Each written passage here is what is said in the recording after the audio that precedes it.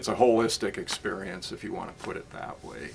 It's just the kind of thought of, really, it makes you feel alive out there when you're, it sounds kind of corny, but and I think people who ride understand that it's a total package or experience, that there are many little things that come together in that experience that you really enjoy. It's the physical activity, the getting in the mental zone of doing it, meeting people along the way. I've met so many neat people over the years by riding to work, and I've developed friendships from that.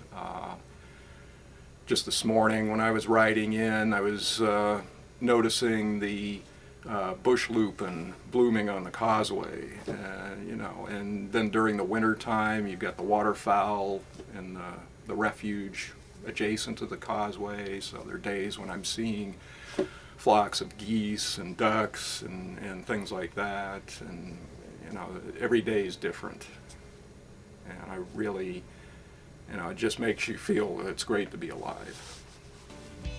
The symbol of the city of Davis, California, is the bicycle. Davis was the first city to use bicycle lanes in the country, and in 2005, Davis received the first Platinum Award by the League of American Bicyclists. Davis has a population of 65,000 people. Many residents work at the University of California, Davis.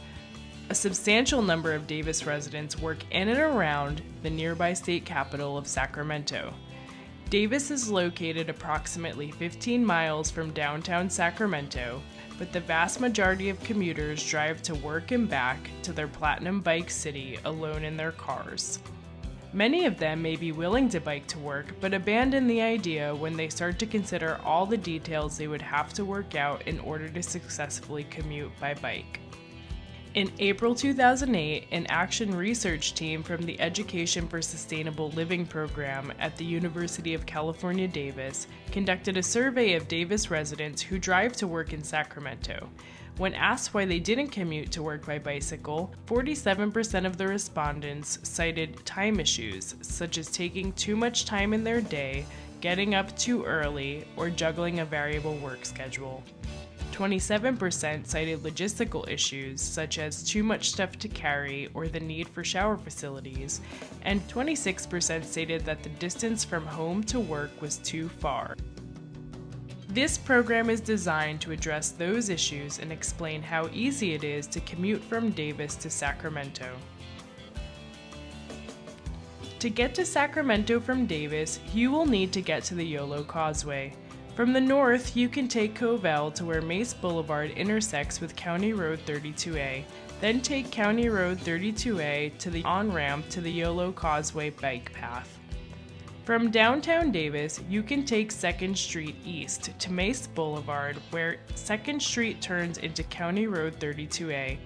From the west, you can get to the old Route 40 bike path from Olive Drive off of Richards Boulevard, and that will take you straight to County Road 32A at the railroad crossing at County Road 105.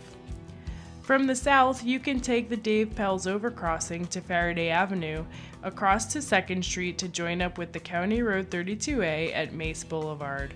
Or you could bike up and over the Mace Boulevard overpass, but use caution here because this is a high traffic area with several busy intersections during commute hours. Also from the south, you could take East Childs Road, but beware that it has no bike lanes and the poor condition of this road surface makes for a very rough ride and will wear out your tires. Once you get past the Yolo Causeway, you will exit down a ramp on a bike path that takes you behind the gas stations to a crosswalk across West Capitol Boulevard. When it's safe, you cross to the other side of West Capitol Boulevard and head east. West Capitol Boulevard has nice wide bike lanes in both directions, and the traffic is usually quite light. There are 4 stoplights on West Capitol Boulevard: Harbor Boulevard, Poplar, West Acre Road, and Jefferson Boulevard. All of these lights have pedestrian push buttons that will accelerate the light to change. West Capitol turns right into Garden Street, where you will make a left turn that will take you right over the Tower Bridge onto Capitol Mall. There you are in downtown Sacramento. Sacramento has lots of one-way streets with ample bike lanes, but be careful, you will encounter more cars in downtown Sacramento than anywhere else on your entire commute, so stay alert. In their own words, Davis bicycle commuters explain how they have handled time, logistics, and distance in order to commute by bike to Sacramento.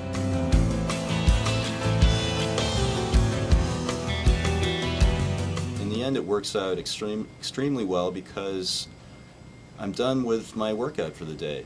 And so I don't have to go out in the evening and try and make time to get to the gym or to go swimming or run or whatever you might do.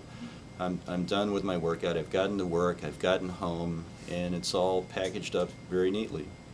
If I take the bus to work, I would have to walk from my house to the bus, wait for the bus, and walk from the bus stop to my office. That takes me about an hour.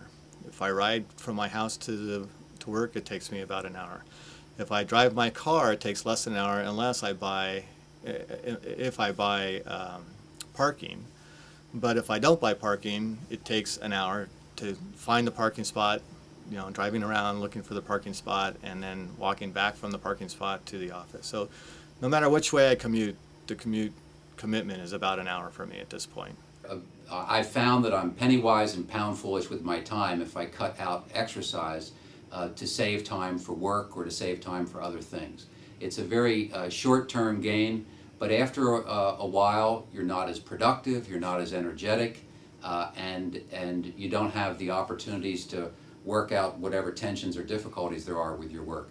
So I find that the time comes back to me in improved productivity and energy and focus at the office and greater relaxation. I sleep better and life is better. So I think you have to make the time. In fact, I've actually ridden to work, and I do this a lot. I think about some of the projects I'm working on or briefs that I'm writing or something, and I get in this sort of state of mind where I can really focus on the issues that I'm working on, and I actually can write things in my head, so when I get to work, I just spit them out on paper.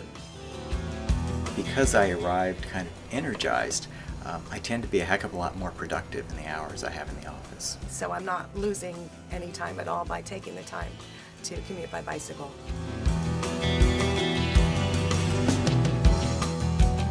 The biggest deal when I first started commuting was what to bring and thinking that out. And so what I did was I wrote a list of all the things. I really put some thought into it before I started to commute. And I wrote a list of all of the things I needed in terms of what clothes I wear, what sort of things I need in terms of like my calendar and my wallet and my keys and that kind of stuff.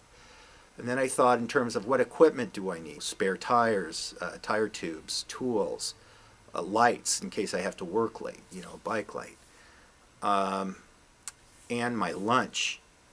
And you think through your day and you have to be fairly conscious of, okay, what do I do in a day and what do I need and what do I bring from home? After that, then you start looking to see, well, what are the things I can leave at work so that, on a weekend I'll drive this stuff in and it's waiting for me so I don't have to haul it on my bike.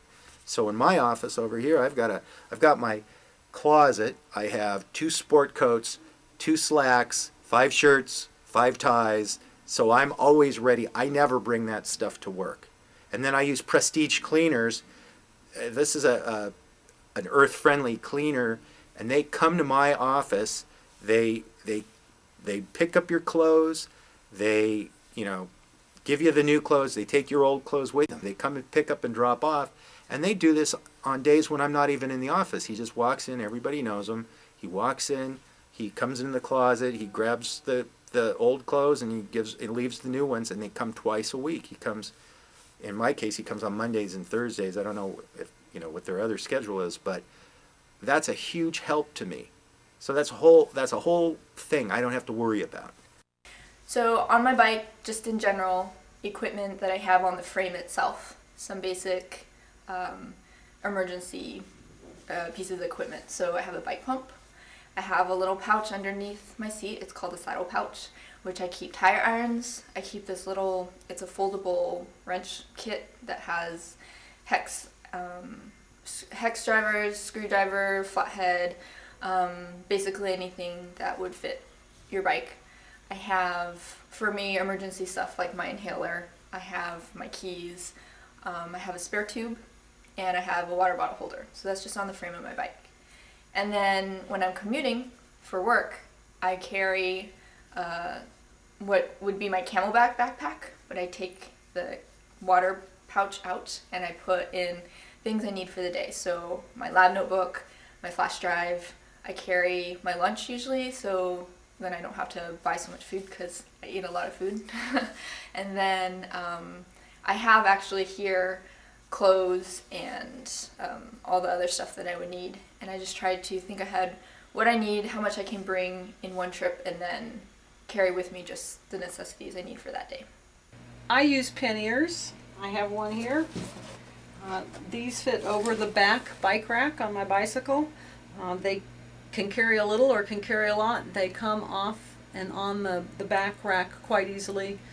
I bring all my clothes that I wear. I bring food. I bring a full complement of tools. As I said, I haven't used them, but I've loaned them on occasion out to other people. I also bring work back and forth on my bicycle. A lot of times if you don't have enough tubes or something happens, they just wait for another cyclist to come by and they'll give you a tube or help you fix your bike. And everybody kind of looks out for each other out there.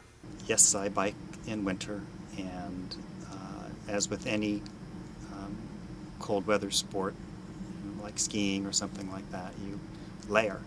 I wear a couple different layers of clothing. And I usually wear a pair of wool socks and a pair of silk socks. I went through several pairs of winter gloves before I realized that the snowboarding gloves keep my fingers the warmest while I'm riding. Yeah, depending on where you live, the round-trip commute from Davis to Sacramento is about 20 to 30 miles. In most cars, this will burn about at least 1 gallon of gasoline. That 1 gallon of gasoline will create 20 pounds of air pollution, of which 19 pounds is carbon dioxide, which is a greenhouse gas. Therefore, if you're a commuter cyclist, every 100 commuter cyclists will save approximately a ton of pollution every day. I live in South Davis and I work in downtown Sacramento at 10th and I. The commute is 13 miles and it takes a little less than an hour each way. I live in South Davis. It's about 14 miles from door to door.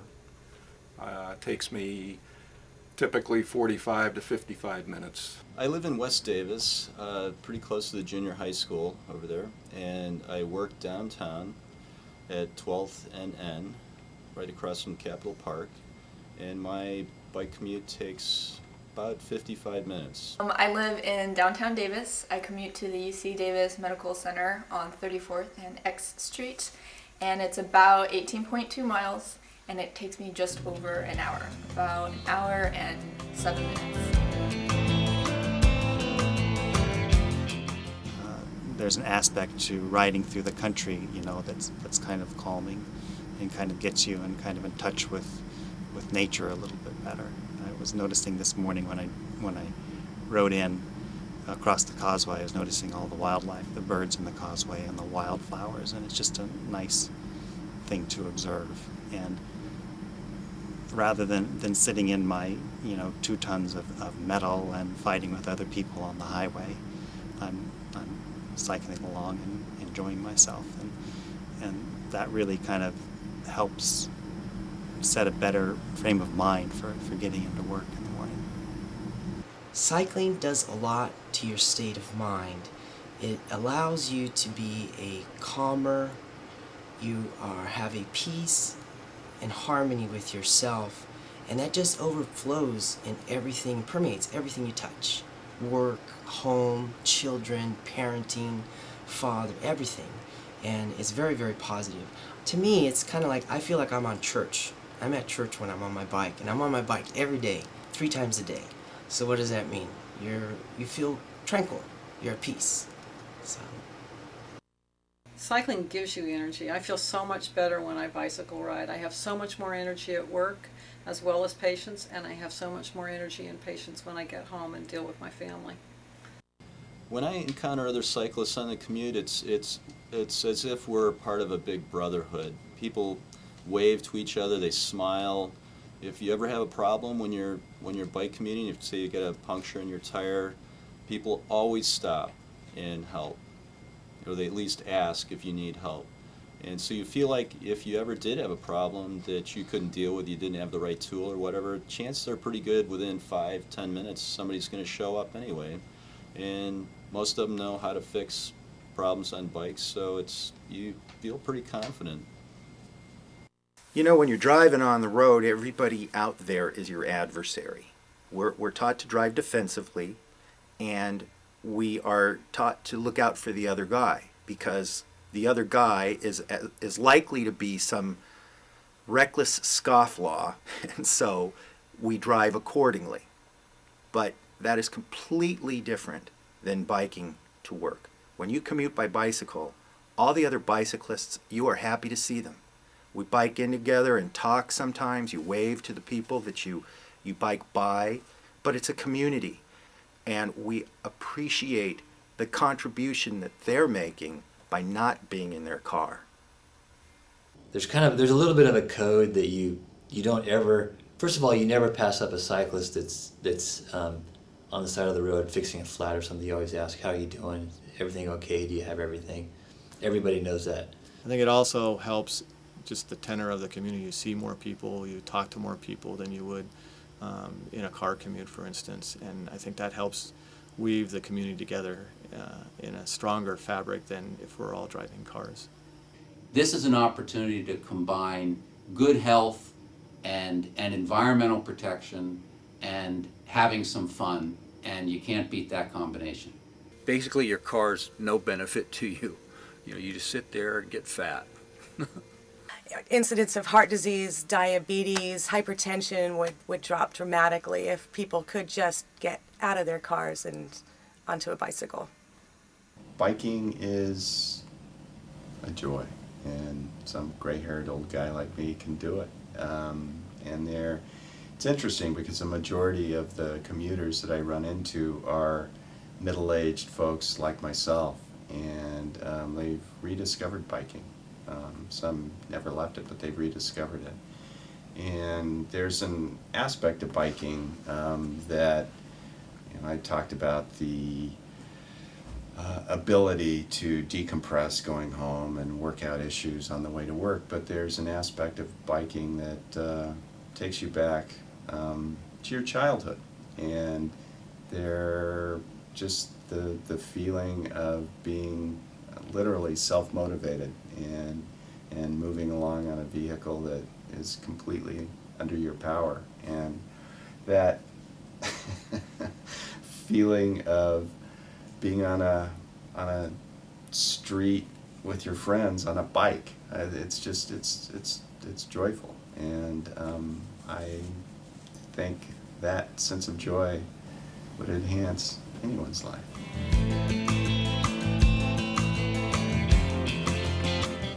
This is the old Route 40 bicycle path. The land is owned by Caltrans, which has granted the City of Davis a right to use and maintain it. It is situated between Interstate 80 to the south and the Union Pacific Railroad tracks to the north, and runs approximately 3 miles long. You rarely see anyone using this bike path during the day. And why? Because there's no useful access to it. From the west, the only access to the old Route 40 bike path is from Richards Boulevard at Olive Drive. The bike path continues east until it terminates just south of the intersection of County Road 32A and County Road 105. The only other access to the old Route 40 bike path is at Mace Boulevard, from ramps that attach to the on-ramp and off-ramp of westbound Interstate 80. Otherwise, you're stuck between the freeway and the railroad tracks until you've biked out of town. Today, bicycle commuters traveling east from Davis heading towards the Causeway to Sacramento have no choice but to travel in close proximity to increasing automobile traffic. Two conditions threaten increased incidents of injury to commuting bicyclists. First, metering lights at the on-ramps to Interstate 80 have caused more and more drivers onto the frontage roads to avoid waiting in line to access the freeway. Many cars enter the opposing traffic lane to pass cars on County Road 32A both in the morning and evening. The danger is compounded because most commuting bicyclists are biking to or from work in Sacramento during rush hour. Davis cyclists who commute to Sacramento often have the sun in their eyes going both to and from work. The sun is also in the eyes of drivers, making it harder for them to see cyclists. All of these factors increase the risk of collision between cyclists and motorists. Stefan Lorenzato knows firsthand. It was an early morning, sun was just after sunrise, and I was hit from behind by a car, knocked off my bike, and landed quite hard on the pavement. I initially thought I had broken my hip because I couldn't move my leg, it was paralyzed. That turned out to be a temporary condition, but I did have to get an ambulance ride to the hospital and have be checked out at the emergency room. It's taken me about 1.5 years to recover from that. I'm not fully recovered from the accident yet. I did tear up some muscle and have a lot of scar tissue in my hip as a result of hitting the ground hard. A major factor that contributed to the accident was the glare from the early morning sun. On the ride to Davis, there's glare in the morning as you ride towards Sacramento, and there's glare in the evening when you come home, riding into the sunset. And the sun was the first thing that the driver mentioned when she got out of her car to come check on me. Her comment was, "Oh, the light is so hard this morning." And again, it wasn't anything that she was deliberately trying to do. Even good-intentioned, good-hearted people make mistakes, and there's not a lot of room for mistakes between cars and bicycles.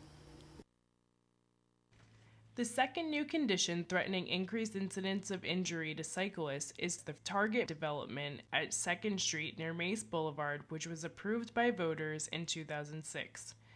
The draft environmental impact report for the target estimates an increase in traffic due to the project in the area of 2nd Street and Mace to over 10,000 car trips per day. And this will bring in drivers from outside of Davis who are not expecting the higher volume of bikes that we have on the streets. For commuting Davis bicyclists, this is a recipe for disaster, no matter which route you take to get to the causeway. There is a simple and relatively inexpensive solution, though. The simple remedy is this. Construct a bicycle ramp from the Dave Pell's overcrossing down to the old Route 40 bike path. A simple and perfect solution. This is the Dave Pell's overcrossing. Prior to construction, the project was found to be exempt from an environmental impact report. Now, the Dave Pell's overcrossing is part of the Davis Bike Loop. It goes over Interstate 80, and its highest arc passes the old Route 40 bike path, then descends over the Union Pacific Railroad tracks, 2nd Street, and then gently touches down on the bike path that takes you to the tunnel below 5th Street that comes up at Mace Ranch District Park. Access to the old Route 40 bike path from the Pell's overcrossing would enable cyclists to remain separated from cars on bike paths throughout the entire north, south, and east of the city of Davis until they are well outside city limits. This access to the old Route 40 bike path would enable cyclists to completely bypass the new increased threat of traffic collisions in the vicinity of Target and much of the increased unsafe traffic on frontage roads.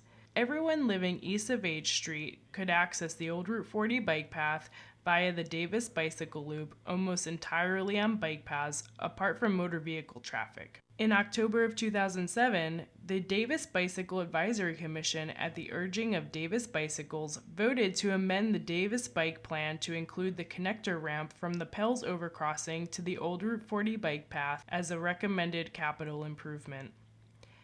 Now we will need to take the next step.